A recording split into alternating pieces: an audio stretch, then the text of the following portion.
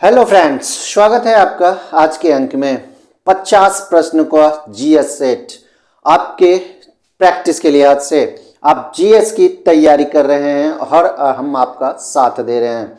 बस एक साथ आपका ये कि आप शेयर जरूर करें और नए हैं तो चैनल को सब्सक्राइब करके बेल नोटिफिकेशन को जरूर ऑन कर लें। चलिए आज का पहला प्रश्न देखेंगे। पहला प्रश्न कहता है शक्ति का विभाजन निम्न में से किसका अभिलक्षण है।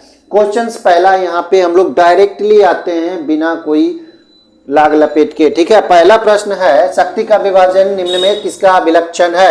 एकात्मक सरकार का, संघीय सरकार का, संसदीय सरकार का, राष्ट्रपति शासित सरकार का।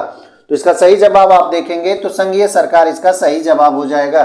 ठीक है, दूसरा नंबर सवाल पे हम लोग चलेंगे। दूसरा नंबर सवाल क्या कहता है, सम्राट अशोक के जो अभिलेख हैं या फिर आदेश हैं किस भाषा में लिखे गए हैं ये बताना है। पाली है, संस्कृत है, हिंदी और तमिल है, ये चार ऑप्शन हैं आपके। तो इसका सही जवाब पाली हो जाएगा। इसका सही जवाब क्या हो जाएगा, पाली। क्वेश्चंस आगे देखेंगे। गांधी जी ने कौन से आश्रम की स्थापना की थी। आप ऑप्शन देखें, स्वराज आश्रम तो होगा नहीं, साबरमती आश्रम होगा, भारत आश्रम नहीं होगा, कांग्रेस आश्रम नहीं होगा। चार ऑप्शंस में से आपका साबरमती आश्रम हो जाएगा। कहां बना था ये साबरमती आश्रम, ये बना था अहमदाबाद में। ठीक है, गुजरात में। वह तरंग जो निर्वात से संचारित नहीं की जा सकती कौन सी है, ध्यान से देखना है। यानी कि वैसा तरंग जिसमें माध्यम की आवश्यकता हो, जिसके लिए माध्यम की आवश्यकता हो, वो तरंग कौन सी है। प्रकाश तरंग है, उष्मा तरंग है, ध्वनि तरंग है या फिर विद्युत चुंबकीय तरंग है। तो यहाँ पे ऑप्शन आपका हो जाएगा ध्वनि तरंग। ठीक है, ध्वनि तरंग निर्वात में गति नहीं करती है। ये भी आपके लिए बहुत इंपॉर्टेंट है क्वेश्चन। ठीक है, चलिए आगे देखेंगे। अबिंदुकता की स्थिति में किस प्रकार का लेंस प्रयुक्त होता है। ठीक है, अवतल है, उत्तल है, बेलनाकार है, समतल अवतल है। तो अबिंदुकता अगर आए तो अबिंदुकता में जो लेंस प्रयोग किए जाते हैं ये बेलनाकार लेंस होते हैं। ठीक है, कौन से लेंस होते हैं, बेलनाकार लेंस होते हैं अबिंदुकता की स्थिति में। क्वेश्चन आगे छठा नंबर क्वेश्चन देखेंगे। यहाँ पे क्या कहता है, courts of India past to present पुस्तक है, इसके लेखक का नाम बताना है। एक है शशि थरूर, सत्यार्थ नायक, जयंत कलिता, रंजन गोगोई। तो courts of India past and present ये लिखा हुआ है पूर्व मुख्य न्यायाधीश रंजन गोगोई के द्वारा। ठीक है, जो कि पूर्व प्रधान न्यायाधीश रह चुके हैं, मुख्य न्यायाधीश रह चुके हैं। ठीक है, इन्हीं के द्वारा ये लिखा हुआ है courts of India past to present. बहुत इंपॉर्टेंट पुस्तक है ये, इसलिए इसे याद रखना है। चलिए, क्या किसी अपराध के अभियुक्त को स्वयं अपने विरुद्ध साक्ष्य देने हेतु बाध्य किया जा सकता है। ऑप्शंस आप देख लें ध्यान से। क्वेश्चंस देखने से पहले एक चीज हम बताएंगे, मौलिक अधिकार का जो नियम है उसे जरूर आप याद रखें। खास करके मौलिक अधिकार का मौलिक अधिकार जो दिए गए हैं, नियम नहीं, मौलिक अधिकार जो दिए गए हैं।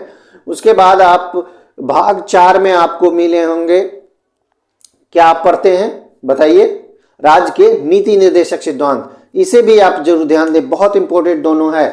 भाग 3 भाग 4 दोनों को ध्यान से एक एक अनुच्छेद को आराम से पढ़ लेंगे। ठीक है, तो अब यहां पे कह रहा है कि स्वयं अपने विरुद्ध साक्ष्य देने हेतु बाध्य किया जा सकता है। हाँ, परंतु केवल गंभीर अपराधों के ही संबंध में। हाँ, परंतु केवल कुछ परिस्थितियों में ही नहीं। हाँ, तो सीधी जान ले ये नहीं होगा। ठीक है, किसी अपराध के अभियुक्त को स्वयं अपने विरुद्ध साक्ष्य देने हेतु बाध्य नहीं किया जा सकता है। चलिए क्वेश्चंस देखेंगे। निम्नलिखित में कौन सी घटना सबसे पहले हुई। घटना को एक एक करके देखेंगे। सबसे पहले है लॉर्ड लिटन का दिल्ली दरबार। तो लॉर्ड लिटन का जो दिल्ली दरबार हुआ था ये 1877 ईस्वी में हुआ था। ठीक है, लॉर्ड लिटन जो कि वहां की जो महारानी थी उसको यहाँ का सामग्री घोषित किया गया था, खास करके दिल्ली का सामग्री। तो 1877 ईस्वी में भारत की सामग्री घोषित किया गया था भी कह सकते हैं। तो 1877 ईस्वी में यह घटना घटित हुई थी। संथाल विद्रोह जो हुआ था ये 1855 का समय था, 56 भी कह सकते हैं। 1855-56 का समय था, यह संथाल विद्रोह का समय था। सिद्धू कानू इससे संबंधित है, इसे भी आपको पॉइंट नोट कर लेना है। प्रथम एंग्लो सिख युद्ध ये हुआ था आपका 1845-46 और दूसरा भी एंग्लो सिख युद्ध हुआ था, उसको भी आप नोट कर लें। दूसरा हुआ था 18 4849 में। तो इसे भी आपको नोट कर लेने हैं, ठीक है। इल्वर्ट बिल विवाद जो हुआ था, इल्वर्ट बिल विवाद ये हुआ था 1882 से 1883 ईस्वी। ये दोनों सन को जरूर याद रखें। इल्वर्ट बिल विवाद रिपन के संबंध में हुआ था। रिपन जो उस समय लॉर्ड रिपन जो था उसी ने लाया था। 1882-83 में इल्वर्ट बिल विवाद हुआ था, ठीक है। तो लॉर्ड लिटन का दिल्ली दरबार 1877, संथाल विद्रोह 1855-56, प्रथम एंग्लो सिख युद्ध 1845-46, इल्वर्ट बिल विवाद 1882-83। सबसे पहले कौन सी घटना हुई है? तो सबसे पहले प्रथम एंग्लो सिख युद्ध हुआ है जो कि 1845-46 में हुआ है। दूसरा संथाल विद्रोह हुआ है 55-56 में। तीसरा की अगर बात कर लें तो लॉर्ड लिटन का दिल्ली दरबार हुआ है। चौथा में आएगा इल्वर्ट बिल विवाद। तो एक एक घटनाओं को आपको पढ़ने हैं। खास करके हमने बार बार इस चीज पे फोकस ज्यादा किया है कि 1857 की जो क्रांति हुई है उसके बाद का समय जरूर आप पढ़ें, ये बहुत इंपॉर्टेंट है। 1947 तक का रेड पांडा विंटर कार्निवल कहां मनाया जाता है? रेड पांडा विंटर कार्निवल जो कि खास करके दिसंबर माह जनवरी माह में भी मनाया जाता है, ठीक है। दिसंबर जनवरी माह में ये मनाया जाता है, खास करके ठंडा में। राजस्थान है, तमिलनाडु है, नागालैंड है, सिक्किम है। तो रेड पांडा विंटर कार्निवल जो है ये सिक्किम से संबंधित है, यही ये मनाया जाता है, रेड पांडा विंटर कार्निवल। ये रेड पांडा जो आप देख रहे हैं ये एक जानवर है, ठीक है। चलिए आगे देखेंगे। क्वेश्चन है 10वां, निम्नलिखित में किस प्रकार का वृक्षारोपण रेगिस्तान में मिट्टी के कटाव को रोकने में मदद करता है? शेल्टर वेल्ट, समोच्च जुताई, कृषि वानिकी, पट्टीदार खेती। तो मेरे हिसाब से इसमें सही जवाब जो होगा वो कृषि वानिकी होगा, ठीक है। वृक्षारोपण एक तरह का है जो कि रेगिस्तान में मिट्टी के कटाव को क्या करता है? रोकता है। चलिए, किस मूल भारतीय राजवंश ने अपने शासकों के चित्र वाले सिक्के जारी, यानी कि सिक्का जो होता था उसमें राजा का चित्र होता था, ठीक है। पेशवा वंश, राष्ट्रकूट वंश, सतवाहन या फिर पांड्य वंश। तो इसका सही जवाब आप देखेंगे सतवाहन वंश हो जाएगा। सतवाहन वंश के शासकों के द्वारा ये जो सिक्का जारी किया गया था तो सिक्का में वो चित्र जारी रहता था राजा का, ठीक है। चलिए आगे देखेंगे क्वेश्चंस क्या कहते हैं। भोटिया, ध्यान से देखें। भोटिया भारत के किस राज्य से संबंधित अनुसूचित जनजातियों में से एक है? भोटिया हालांकि खास करके नेपाल में पाए जाने वाले एक जनजाति है। नेपाल है, भूटान है, इसमें बहुतायत मात्रा में पाए जाते हैं, लेकिन भारत में यहाँ पे पूछा जा रहा है। तो इससे जो संलग्न क्षेत्र है, नेपाल से संलग्न जो क्षेत्र है, खास करके यहाँ पे हम लोग जो देखेंगे उत्तराखंड, राजस्थान, महाराष्ट्र, मध्य प्रदेश। तो ये 4 राज्यों में से उत्तराखंड जो राज्य है ये नेपाल से संबंधित, यानी कि नेपाल के किनारे किनारे लगे हुए हैं। तो उत्तराखंड में ये अनुसूचित जनजाति वास करते हैं, भोटिया समाज के। उसके बाद है जिन पौधों में संवहन तंत्र नहीं होता है उन्हें जाना जाता है टेरिडोफाइटा, ब्रायोफाइटा, ट्रैकियोफाइटा या फिर गैमेटोफाइटा। तो ये जो संवहन तंत्र नहीं होता है इसे टेरिडोफाइटा के नाम से जानते हैं, ठीक है, जिसमें संवहन तंत्र नहीं होता है। इनमें से कौन सा पाषाण युग के 3 प्रमुख कालों के अंतर्गत नहीं आता है? पाषाण युग के 3 प्रमुख काल कौन कौन से हैं? आपको अगर याद है तो आप इसे बना सकते हैं। पुरा पाषाण, नव पाषाण, ताम्र पाषाण, मध्य पाषाण। तो पाषाण युग को 3 भागों में बांटा गया है। 3 भागों में कौन कौन से 3 भाग हैं? एक है पुरा पाषाण, दूसरा है मध्य पाषाण और तीसरा है नव पाषाण। तो चौथा तो ये होगा ही नहीं, ताम्र पाषाण इससे संबंधित नहीं है। तो इसे जरूर याद करें, नोट कर लें इस चीज को, बहुत इंपॉर्टेंट प्रश्न है। आगे देखेंगे भारत में पाषाण कालीन शिला चित्रकारी कहां पाई जाती है? शिला चित्रकारी यानी कि पत्थरों पर चित्रकारी जो की जाती है, पहले की जाती थी, अभी भी आप देखते होंगे कि जो पुराने शैल होते हैं, शैल मतलब पत्थर जो होते हैं उसकी आकृति ढेर सारे बने होते हैं। तो ये कहां पाई जाती है? खास करके पाषाणकालीन की यहाँ पे बात की जा रही है। पाषाणकालीन, नालंदा, भीमबेटका, एलिफेंटा बाग गुफाएं। तो भारत में पाषाणकालीन यहाँ पे जो बात की जा रही है तो ये भीमबेटका हो जाएगा जो कि मध्य प्रदेश में है। भीमबेटका कहाँ है? मध्य प्रदेश में है, ठीक है। यहाँ जो है ये पाषाणकालीन शिला चित्रकारी पाई जाती है मध्य प्रदेश में, भीमबेटका में। चलिए आगे देखेंगे विश्व की सबसे बड़ी शैल भित्ति प्रणाली जिसे हम लोग ग्रेट बैरियर रीफ कहते हैं। ग्रेट बैरियर रीफ ये कोरल से होता है, कोरल से बनता है। ये किस समुद्र में स्थित है?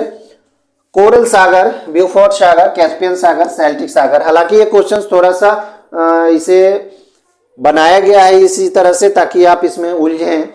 ये प्रशांत महासागर में है, खास करके ये जब पूछा जाता है तो प्रशांत महासागर ही पूछा जाता है, यानी कि महासागर का नाम पूछा जाता है, महासागर का नाम पूछा जाता है। तो आपको जानना है कि ये प्रशांत महासागर में स्थित है। लेकिन यहाँ पे पूछ दिया कि समुद्र में स्थित है, तो ये कोरल सागर में स्थित है। कहाँ है? कोरल सागर में स्थित है, खास करके ऑस्ट्रेलिया के पास। ठीक है, तो इसे आप जरूर याद रखें। विश्व की सबसे बड़ी सैल वित्तीय प्रणाली जिसे ग्रेट बैरियर रीफ भी कहते हैं, ये किस समुद्र में स्थित है? कोरल सागर में है, प्रशांत महासागर में ये स्थित है। चलिए अगला क्वेश्चन देखेंगे। 17 नंबर क्या कहता है? 17, किसी राज्य में विधान परिषद के सृजन के लिए निम्नांकित में कौन आवश्यक शर्त है? हर एक चीज को समझने से पहले, हर एक क्वेश्चन को समझने से पहले, ठीक है, उसका आंसर जानने से पहले तथ्यों को समझना होगा। संबंधित राज्य विधानसभा की सदस्य संख्या कम से कम 120 हो, संबंधित राज्य विधानसभा की सदस्य संख्या कम से कम 100 हो, संबंधित राज्य विधानसभा की सदस्य संख्या कम से कम 90 हो, या फिर कम से कम 60 हो। अब देखिए यहाँ पे क्या कहता है, विधान परिषद का सृजन तभी संभव है जब मिनिमम जो होता है, क्योंकि विधान परिषद का निर्माण कब संभव है? या तो 1/3, पूरे विधानसभा का 1/3, यानी कि मान के चलिए कि अगर 90 है, ठीक है, अगर 90 को हम मान लेते हैं तो कम से कम विधान परिषद में कितने सदस्य होने चाहिए? 30 या 90, 1/3 होना चाहिए। लेकिन मिनिमम की यहां पे बात की गई है, न्यूनतम भी यहां पे बोले गए हैं, तो न्यूनतम 40 से कम नहीं होना चाहिए। विधान परिषद में जो सदस्य संख्या है वो कम से कम 40 होना चाहिए, इससे नहीं होना चाहिए। ये बहुत इंपॉर्टेंट प्रश्न है और बार बार परीक्षाओं में पूछ लिए जाते हैं। तो न्यूनतम 40 होना चाहिए या फिर 1/3 विधानसभा सदस्यों की संख्या का 1/3 होना चाहिए। तो अब यहां पे देखिए 60 तो होगा नहीं, 90 तो होगा नहीं, 100 तो होगा नहीं, 120 हो सकता है, क्योंकि अगर इसका 1/3 हम करेंगे तो कितना आ जाएगा? 40 आ ही जाएगा, जो कि इसका क्राइटेरिया जो 40 का न्यूनतम का है ये पूरा कर लेता है। तो 1/3 120 का, तो इसका सही जवाब होना चाहिए ए। ठीक है, तो ये सारी चीजों को आपको समझना होगा। विधान परिषद का सृजन तभी संभव है जब जितने विधानसभा सदस्य हैं उसका 1/3 सदस्य जरूर होने चाहिए, यानी कि मिनिमम 40 जरूर होना चाहिए। ठीक है, चलिए आगे देखेंगे क्वेश्चंस को। लेटेराइट मिट्टी कहां पाई जाती है? लेटेराइट मिट्टी यहाँ पे कौन से प्रदेशों में पाई जाती है ये बताना है। उष्णकटिबंधीय प्रदेश, आयत यहाँ पे थोड़ा सा मिस्टेक है, उष्णकटिबंधीय क्षेत्र में, भारी वर्षा वाले प्रदेश में, बी और सी दोनों। तो देखिए ये लेटेराइट मिट्टी का इसका सही जवाब ए होना चाहिए। ठीक है, होना चाहिए नहीं, आंसर भी यही दिया हुआ है। चलिए 18 के बाद 19 नंबर हम लोग देखेंगे। मुगल शासक अकबर किस वर्ष कश्मीर पर अधिकार किया है? मुगल शासक अकबर कश्मीर पर कब अधिकार किया ये बताना है। 1572, 76, 1581 या फिर 86? तो 1586 इसका सही जवाब हो जाएगा। कश्मीर पर अकबर 1586 ईस्वी में क्या किया? कब्जा किया। भारत की 2011 की जनगणना के अनुसार भारत को जो 10 की विकास दर या वृद्धि दर भी इसको कह सकते हैं, हो सकता है वृद्धि दर पूछ ले, तो वृद्धि दर लगभग थी, क्या थी? 17.7%, 19.3%, 15.6% या फिर 20.5%। तो ये जो 2011 की जनगणना है, क्योंकि 2011 का ही जनगणना भी हम लोग को पढ़ना है, और इसका जो भारत की 10 के विकास दर जो है ये 17.7% रहा है। ठीक है, चलिए आगे देखेंगे। क्वेश्चन कहता है भू आकृतियों और उनकी उत्पत्ति के अध्ययन को क्या कहा जाता है? क्वेश्चन समझ लेना है यहाँ पे। जल विज्ञान, जलवायु विज्ञान, मृदा भूगोल या फिर भू आकृति विज्ञान? इसका सही जवाब हो जाएगा भू आकृति विज्ञान। ठीक है, भू आकृतियों और उनकी उत्पत्ति के अध्ययन को भू आकृति विज्ञान के रूप में जानते हैं। प्रतिध्वनि सुनाई देती है जब परावर्तक पृष्ठ का, क्वेश्चन पूरा करें। ठीक है, ये तथ्य को आप पूरा करें। यहां कहता है आयतन कम हो, यानी कि प्रतिध्वनि सुनाई तभी देगी जब परावर्तक पृष्ठ का आयतन कम हो, क्षेत्रफल अधिक हो, क्षेत्रफल कम हो या फिर आयतन अधिक हो। तो इसका सही जवाब आपका क्या होना चाहिए? क्षेत्रफल अधिक हो। क्या होनी चाहिए? प्रतिध्वनि तभी संभव है जब क्षेत्रफल अधिक हो, किसका? परावर्तक पृष्ठ का। एम्फीबियन पौधों को निम्न में से किस समूह में रखा गया है? एम्फीबियन समझ गए होंगे आप लोग, टेरिडोफाइटा, ब्रायोफाइटा, जिम्नोस्पर्म या फिर थाइलोफाइटा? तो इसका सही जवाब ब्रायोफाइटा हो जाएगा। इसे एम्फीबियन पौधा जो भी है उसको इसी वर्ग में रखा गया है। क्वेश्चन, निम्नलिखित राज्यों में से किसी एक में केबुल लामजाओ राष्ट्रीय उद्यान स्थित है? सिक्किम है, नागालैंड है, मणिपुर है, अरुणाचल प्रदेश है। चार ऑप्शन है आपके पास। केबुल लामजाओ राष्ट्रीय उद्यान, तो ये मणिपुर में स्थित है। इंपोर्टेड प्रश्नों में से एक है मणिपुर, ठीक है। केबुल लामजाओ राष्ट्रीय उद्यान, इसे तैरता हुआ उद्यान भी कहा जाता है, ठीक है। 25 नंबर सवाल देखेंगे। 25 क्या कहता है? पंच सिद्धांतिका पुस्तक, ध्यान से इस पुस्तक को देख लें, किसकी रचना है? आर्यभट्ट, बराहमिहिर, ब्रह्मगुप्त, भास्कर प्रथम। तो इसका सही जवाब हो जाएगा बराहमिहिर। पंच सिद्धांतिका पुस्तक बराहमिहिर के द्वारा लिखी गई पुस्तक है। आप तैयारी कर रहे हैं बिहार एसएससी की, जहां पे यहां आपको मिल रहे हैं जीएस के प्रश्न, जिसमें सभी चीज इंक्लूड है, चाहे वो साइंस की आप तैयारी अलग से कर रहे हो या फिर करंट की तैयारी कर रहे हैं। करंट ज्यादा क्वेश्चन नहीं पूछे जाएंगे, विज्ञान के 25 क्वेश्चन होंगे, करंट के ज्यादा से ज्यादा 5 से 10 क्वेश्चन होंगे, ठीक है। जीएस के सारे प्रश्न होंगे 75 प्रश्न, ठीक है। 75 प्रश्न में से 25 साइंस के होंगे, 50 जीएस के होंगे, जिसमें से 5-10 करंट के होंगे। बाकी के जो 40 से 45 क्वेश्चन आप समझ सकते हैं सारे, या फिर पॉलिटी के हों, हिस्ट्री के हों, विविध के हों, ठीक है, जियो के हों, यही सारे क्वेश्चंस आपको मिलेंगे। और क्वेश्चंस बहुत मेहनत से बनाया जा रहा है, सेटों से उठाया जा रहा है। पुस्तक जो भी इसका मान्य पुस्तक है उससे हम ले रहे हैं, क्वेश्चंस हार्ड भी उठा रहे हैं। अगर आप पढ़े हुए हैं तो आपके लिए ये आसान लग रहा होगा, लेकिन क्वेश्चंस लो से हार्ड तक हम जा रहे हैं। हर सेट में आप देखेंगे, आप अपनी योग्यता भी साबित कर सकते हैं, देख सकते हैं, अपना तैयारी देख सकते हैं, पॉज करके वीडियो को लगा सकते हैं, एक एक प्रश्नों को देख सकते हैं कि आप में क्या क्षमता है, कितने प्रश्नों को आप बना सकते हैं, ये भी कमेंट करके हमें बताएं। और लाइक करना ना भूलें, शेयर जरूर करें, शेयर जितना हो सके करें, क्योंकि बिहार एसएससी की तैयारी आपके लिए कराई जा रही है। जीएस के सारे प्रश्नों को यहाँ पे सोल्व किए जा रहे हैं, जितना हो सकता है हम आपके मदद के लिए तैयार हैं। चलिए आगे देखेंगे 26 नंबर सवाल। 26 क्या कहता है? राज्य के राज्यपाल की सेवानिवृत्ति की आयु होती है। क्वेश्चंस देखिए आसान है, लेकिन समझने के बाद 60 वर्ष, 65 वर्ष, नियुक्ति के बाद 5 वर्ष, या फिर 65 वर्ष की आयु, या फिर आयु सीमा नहीं होती। तो राज्य का जो राज्यपाल नियुक्त किया जाता है उसका कोई सेवानिवृत्ति की आयु नहीं होती है, यानी कि आयु सीमा में बंधन नहीं है। तो इसका सही जवाब डी हो जाएगा।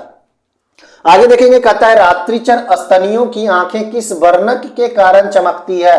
ठीक है, ट्रांसड्यूसिन, गुआनिक, ऑप्सिन, रेटिनॉल। इसका सही जवाब गुआनिक होगा, ठीक है। ये एक वर्णक है जिसके कारण आंखें जो होती है उसका चमकती है। निम्नलिखित में से किसका उपयोग अमोनिया गैस को सुखाने के लिए किया जाता है? सोडा लाइम है, बिना बुझा चूना है, कैल्शियम क्लोराइड है, या फिर कैल्शियम हाइड्रोक्साइड है? इसका सही जवाब हो जाएगा अमोनिया गैस को सुखाने के लिए बी, बिना बुझा चूना का प्रयोग किया जाता है। क्वेश्चन है, वर्ष 1960 में बंबई राज्य का भाषाई आधार पर विभाजन कर दिया गया। गोवा में, कर्नाटक, राजस्थान, गुजरात। देखिए, भाषा के आधार पर ही सारे राज्यों का गठन किया गया, ठीक है। 14 राज्य, 6 शासित केंद्र प्रदेश बनाए गए थे। खास करके जब 1955-56 में राज्य पुनर्गठन आयोग का फैसला आया था, पारित हुआ था वह फैसला, तो 1960 ईस्वी में पहले ये बंबई राज हुआ करता था, ठीक है। बंबई जो कि अभी मुंबई के नाम से जाना जाता है, ये पहले राज्य हुआ करता था, लेकिन इसे 1960 ईस्वी में 2 राज्यों में विभाजित किया गया।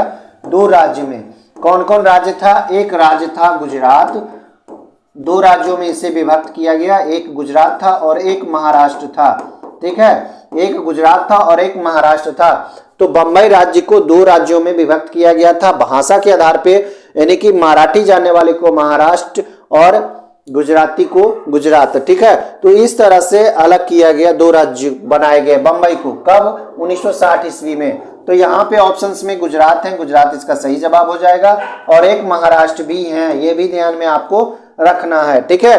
तो 29 का सही जवाब डी होगा। आगे देखेंगे क्वेश्चन 30 क्या कहता है? भारत ने किस मिशन के अंतर्गत पृथ्वी की निम्न कक्षा में सैटेलाइट को गिराने की क्षमता का परीक्षण किया था? भारत ने किस मिशन के अंतर्गत, ध्यान से क्वेश्चन समझें, पृथ्वी की निम्न कक्षा में सैटेलाइट को गिराने की क्षमता का परीक्षण किया था? बताइए। ऑप्शन कहता है ऑपरेशन पोलो, ऑपरेशन शक्ति, ऑपरेशन विजय, ऑपरेशन मेघदूत। 4 क्वेश्चंस हैं यहाँ पे, 4 ऑप्शंस हैं, सॉरी 4 ऑप्शंस हैं, आपको बताना है इसका सही जवाब। तो इसका सही जवाब ऑपरेशन शक्ति हो जाएगा। ऑपरेशन शक्ति के तहत ऐसा किया गया था। दोस्तों मंजिल पानी है तो मेहनत करनी पड़ेगी, ठीक है, मंजिल पानी है तो मेहनत करनी पड़ेगी, आपको अपने आप को साबित करना पड़ेगा उन 25 लाख स्टूडेंट्स में जिन्होंने ये फॉर्म अप्लाई किया है। आपको एक सीट चाहिए और सीटों की संख्या है 12,000। बस एक ही लक्ष्य होना चाहिए कि मुझे नौकरी लेनी है एसएससी में, और इसके लिए आपको तपना होगा, आपको पढ़ना होगा, ठीक है। चलिए अगला क्वेश्चन देखेंगे। 31 नंबर 31 कहता है पृथ्वी के केंद्र पर अत्यधिक तापमान के बावजूद भी आंतरिक कोर पिघली हुई अवस्था में नहीं है, क्योंकि ऑप्शंस आप यहाँ पे देख रहे हैं। कोर का ये गलन बिंदु अत्यधिक है, कोर गैसों से भरा हुआ है, केंद्र पर अति दाब चट्टानों के गलन बिंदु को बढ़ा देता है, कोर ऊष्मा के प्रति अप्रवेश्य है। तो पृथ्वी के केंद्र पर अत्यधिक तापमान है, लेकिन फिर भी आंतरिक कोर पिघली हुई अवस्था में नहीं है, ठोस है। क्यों? तो केंद्र पर अति दाब चट्टानों के गलनांक बिंदु को, गलन बिंदु को क्या कर देता है? बढ़ा देता है। यही इसका ऑप्शन सही होगा। चलिए 32 देखेंगे। निम्नलिखित किन कणों में कणीय तरंग की द्विव प्रकृति पाई जाती है? मेसॉन है, प्रोटॉन है, न्यूट्रॉन है, इलेक्ट्रॉन है। तो इसका सही जवाब इलेक्ट्रॉन हो जाएगा। इलेक्ट्रॉन के आविष्कारक कौन है? जे थॉमसन है। इसको जरूर याद रखें। न्यूट्रॉन और प्रोटॉन को आपको कमेंट में बताने हैं। चलिए रेडियो एक्टिव सामग्री से उत्सर्जित बीटा किरणें क्या है? रेडियो एक्टिव सामग्री से उत्सर्जित है ये बीटा किरण। क्या है? केंद्रक द्वारा उत्सर्जित आवेशित कण है, उदासीन कण है, विद्युत चुंबकीय विकिरण है, केंद्र के चारों ओर घूमने वाले इलेक्ट्रॉन है। तो इसका सही जवाब क्या हो जाएगा?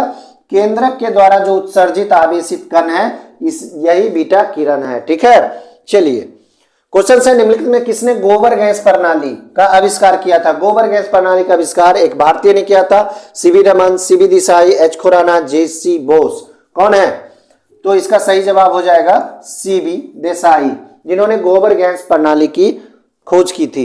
आगे देखेंगे। सबसे पहले किस वैज्ञानिक ने बताया कि कोशिकीय श्वसन माइटोकॉन्ड्रिया में होता है?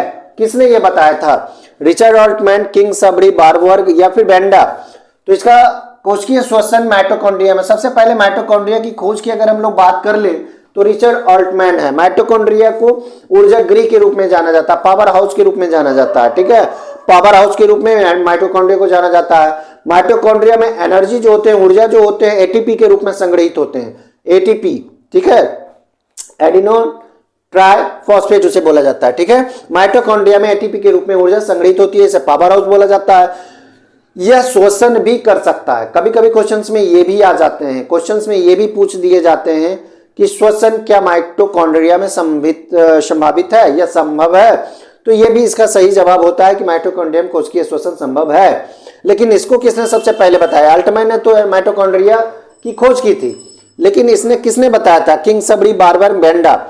तो इसका सही जवाब किंग सबरी, बारबर्ग होना चाहिए। ठीक है, बारबर्ग ही होगा जिन्होंने ये बताया था कि कोशिकीय श्वसन माइटोकॉन्ड्रिया में होता है।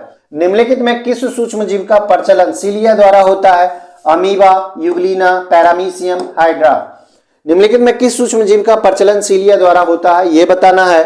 तो अमीबा, यूग्लिना, पैरामीशियम, हाइड्रा। ये तो पैरामीशियम हो जाएगा, ये आसान सवाल है।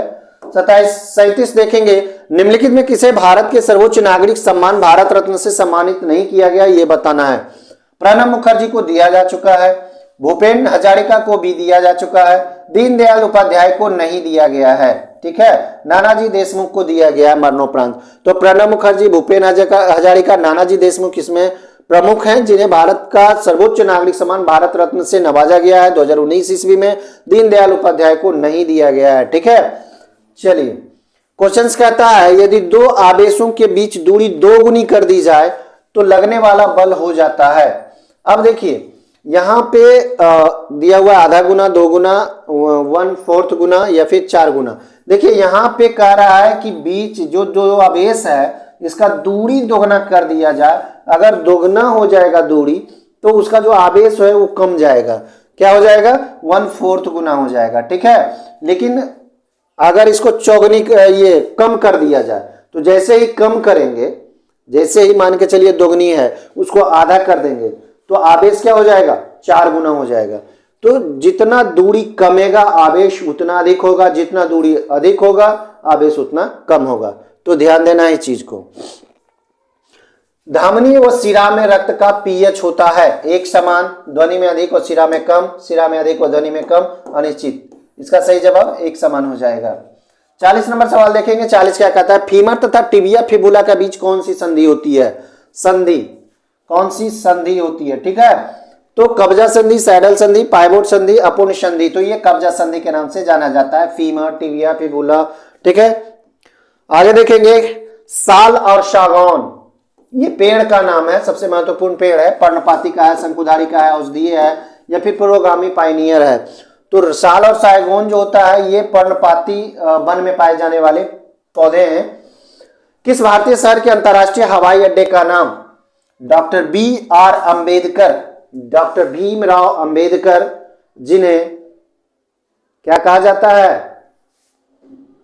भारतीय संविधान का जनक के नाम पर रखा गया है? नागपुर, पुणे, हैदराबाद, रांची।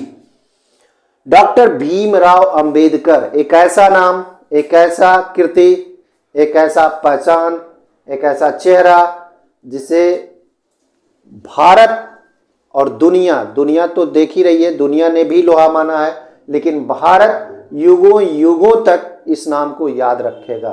ठीक है, तो ये नागपुर में है, नागपुर जो हवाई अड्डा है उसका नाम डॉक्टर भीमराव अंबेडकर के नाम पर रखा गया है। इनमें से कौन सा संगीत वाद्य यंत्र इंडो इस्लामिक मूल का नहीं है? सितार, रबाब, तबला, बीना। तो ये बीना हो जाएगा। ठीक है, ये इंडो इस्लामिक मूल का नहीं है, ये भारतीय है। टोम्बोलो स्थलाकृति का निर्माण किस प्रक्रम द्वारा होता है? टोम्बोलो स्थलाकृति हिमानी है, पवन है, सागरीय जल है, भूमिगत जल है। इसका सही जवाब हो जाएगा सागरीय जल। इसका सही जवाब क्या हो जाएगा? सागरीय जल। आगे देखेंगे क्वेश्चन 45 क्या कहता है। 45 में है, किस प्रस्ताव को सरकार के विरुद्ध निंदा प्रस्ताव माना जाता है? निंदा प्रस्ताव, स्थगन प्रस्ताव है, ध्यानाकर्षण प्रस्ताव है, संशोधन प्रस्ताव है, प्रतिस्थापन प्रस्ताव है। इसका सही जवाब हो जाएगा स्थगन प्रस्ताव। ठीक है, इसका सही जवाब क्या हो जाएगा?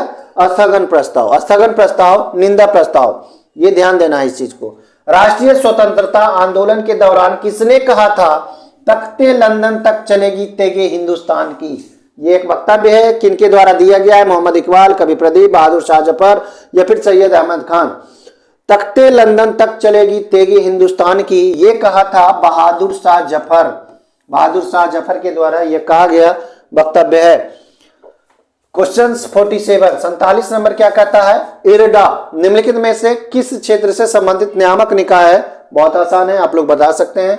बैंकिंग, बीमा, शेयर बाजार, गैर बैंकिंग वित्तीय कंपनियां। तो ये बीमा हो जाएगा। ठीक है, इरडा किससे संबंधित है? बीमा से संबंधित नियामक निकाय है। ह्यूमस खादर मिट्टी भूमि की किस परत का हिस्सा है? ऊपर का परत, उप परत, मूल, चट्टान परत, नीचे की परत। आसान है, एक बार में आप आंसर देंगे इसका, लेकिन क्वेश्चन समझ के, बूझ के, आराम से पढ़ के, इतनी भी जल्दी नहीं है। निम्नलिखित में कौन प्रतिजैविक औषधि है जिसे एंटीबायोटिक भी हम लोग कहते हैं? ठीक है, क्यूनोन, सल्फागुआडिन, क्लोरेम्फेनिकॉल, एस्पिरिन। तो ये हो जाएगा क्लोरेम्फेनिकॉल, ये प्रतिजैविक है, एंटीबायोटिक दवा है। चलिए, आज का अंतिम सवाल है, जब प्रकाश एक सघन माध्यम से विरल माध्यम में प्रवेश करता है तो इसकी गति पर क्या प्रभाव पड़ता है? आप लोग सब पढ़े होंगे, बहुत आसान है ये। जब सघन माध्यम से विरल माध्यम में प्रकाश जाएगी तो क्या होगा? बढ़ती है, घटती है, फिर बढ़ती है, कोई परिवर्तन नहीं होता है, कम हो जाती है। इसका सही जवाब हो जाएगा बढ़ जाएगा। ठीक है, बढ़ती है, इसका वेग क्या हो जाएगा? गति क्या हो जाएगा? बढ़ जाएगा। तो वीडियो कैसा लगा दोस्तों? लाइक और कमेंट करके ही हमें बताएं। लाइक तो करें ही करें, कमेंट भी करके हमको बताएं। और इसका स्टैंडर्ड कैसा रहा क्वेश्चंस का? ठीक है, तो इन सारी चीजों को आपको बताने हैं। शेयर जरूर करना है, क्योंकि शेयर करेंगे तभी तो आगे बढ़ेगा चैनल, और आपके लिए है चैनल। ठीक है, धन्यवाद।